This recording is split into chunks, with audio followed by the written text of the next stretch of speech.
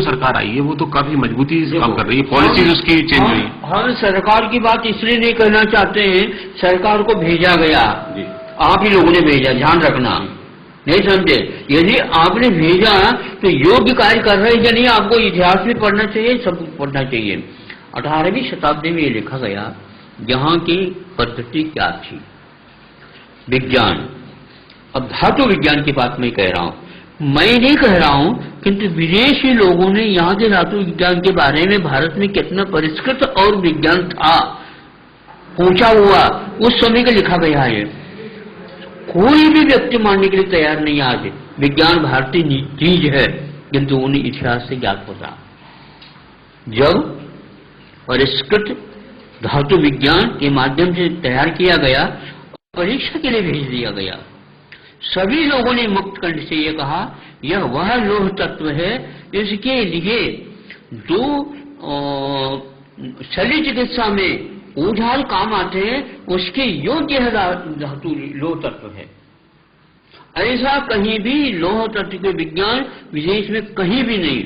और 10-10, 20-20 हजार यह भट्टियां उस समय चलती थी, लोह का उत्पादन करने के तरीके भट्टियों के माध्यम से। ऐसा नहीं कि खदान खोद करके ले आओ और देश को विदेश को भेजते चले जाओ, वो नहीं था।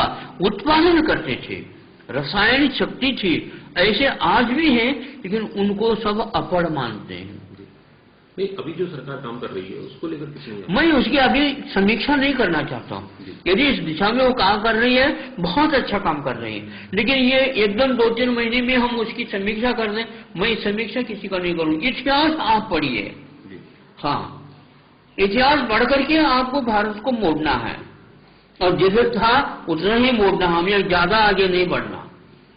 लेकिन आचार्य जी, इसका समाधान क्या है? जैसे प्रतिभा पलायन हुआ या माल, सुनो, आप प्रतिभा के बारे में सोच रहे हैं, आपका अध्ययन जो शोध परख है वो उधर ही क्यों जा रहा है, इसके बारे में पूछिए।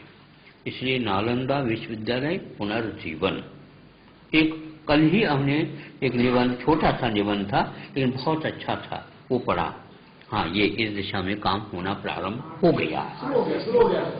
800 वर्ष के बाद, और उसको जलाया गया था। आप सोचो, साहित्य जिसने भी होली जली है, ये क्या कथा है, किंवदंती है? नहीं है, ये फैक्ट है। क्यों? इसके माध्यम से भारत को समाप्त करना था। ऐसा भारत समाप्त नहीं हो सकता, ध्यान रखो। इतिहास आप लोगों ने अपने घर के इतिहास को नहीं पढ़ा तो आप कितनी संपदा थी है और कितनी विद्याएं थी, ये सब भूल गए आप। इसी प्रकार ये हो गया धातु विज्ञान के बारे में। मैं ये पूछना चाहता हूं, जहां कहीं भी प्राचीन बिल्डिंग्स हैं, उसमें कहां के कौन लोग काम करते थे? क्या आज के भवन विज्ञान वहां तक पहुंचा?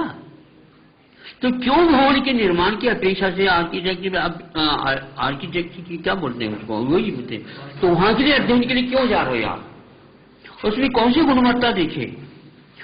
गर्मी लगेगी, सर्दी के समय में सबसे ज्यादा सर्दी लगेगी, नहीं समझे?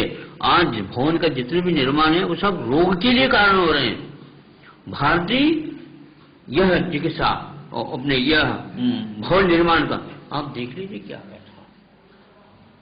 आज राष्ट्रपति भवन है, बना सकते हो बनाओ, जितना खर्च हुआ उतने ही बनाओ, आप देखेंगे नहीं बनता। इसका अर्थ यह, भारत में विज्ञान बहुत भवन निर्माण का बहुत बढ़िया था और है, उधर जा रहे हैं इसलिए ऐसा हो रहा। वहां का चूना, उसका चूना यह सीमेंट के बहुत दूर तक क्या हुआ नहीं मिलेगा आपको। अच्छा जी, ये है कि 300 लाख करोड़ रुपए भारत का विदेशों में जमा है, और इसको ये मानते हैं। सुनो, एक अर्थ नीति होती है। अर्थ नीति ये है, आपका जो कुछ भी धन वो उधर चला जाए। पानी का ये स्वभाव होता है, ढलान की ओर उसको भेज दो तो अपने आप ढल कर चल जाएगा।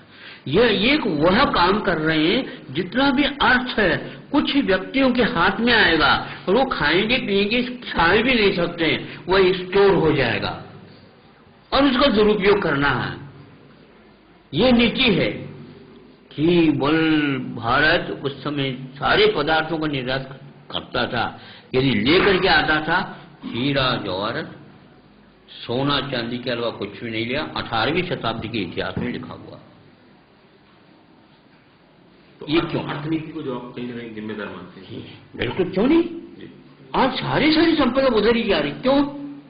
और वह भी एक प्रकार से जुआ का खेल है। वो अपने यहाँ सर्वप्रथम 7 वेतनों से मुक्त हो भारतीय संस्कृति यह है, जुआ नहीं खेलना। ये बिल्कुल जुआ है। हाँ, बिल्कुल बिल्कुल पक्की बात है। इसमें न पूंजी है।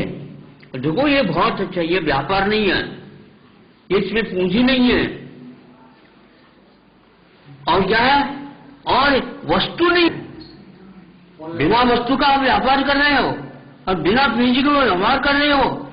नहीं समझे? बाजार में 10,000 बोरी नहीं है और 1 लाख बोरी खरीदी गई है। क्या है इसका? व्यापार आपका, अर्थनीति फेल हो गई और वाणिज्य समाप्त हो गया आपका। कृषि आपका समाप्त हो गया, कृषि बंद कर दिया। कृषि के लिए अनिवार्य जो तत्व थे उन सब में एक प्रकार से मिक्सचर लाया। खाद आज विदेशी, भारत कृषि प्रधान माना जाता और खाद विदेशी ले रहे। उन विदेशी खादों के द्वारा जमीन सारी उर्वरा शक्ति समाप्त हो गई। ये कौन जिम्मेदार है? आप अपने परिवार के बारे में सोच करके नहीं समझे नेतृत्व देना चाहेंगे, ये नहीं चलने वाला। प्रत्येक व्यक्ति का यह कर्तव्य है वो जागृत हो जाए।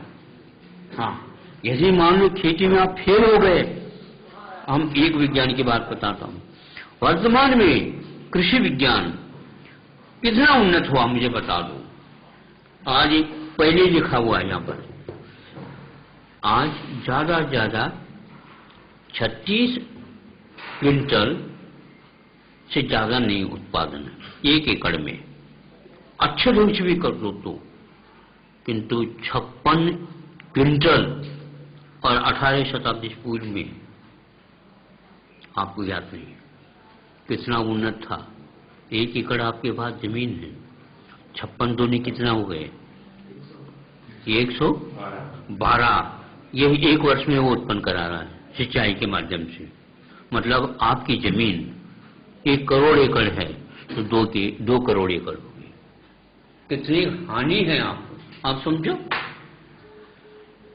वहां की खाद, वहां के बीज, सारे बीज दोबारा वहीं से खरीदना पड़ेगा। आप बीज से भी मुक्त हो गए। आप खरीद नहीं, कुछ काम कर रहे हैं, कुछ नहीं कर रहे हैं, सब उजड़ रहे हैं, सब उजड़ता चला जाएगा। आंखें खोलना दिन सोने से पहले अच्छा है, नहीं तो आप रात में तो देख ही नहीं पाओ। भाषा बाद में सीखते हैं, वो उसको मैं भाषा नहीं मानता।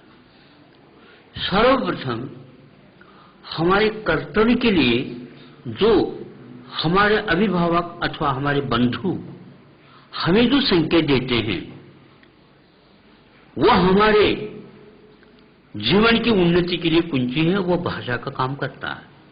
मैं भाषा को भाषा नहीं मानता। भाव की ओर ले जाने वाली वस्तु कोई होती है उसका नाम भाषा है, और वो संकेत भी हो सकता है। जो गूंगा है, बहरा है, उसकी एक अलग भाषा होती है और उसको भी तैयार किया जाता है। अब दो अपने सुनते हैं और बोलते हैं, उनको गूंगे और बहरे किए जा रहे हो। ये इंग्लिश के माध्यम से, विदेशी भाषाओं के माध्यम से। जिन प्रदेशों में संतान उत्पन्न हुई थी, आप तो बाद में, आपकी हवा तो बाद में लगेगी।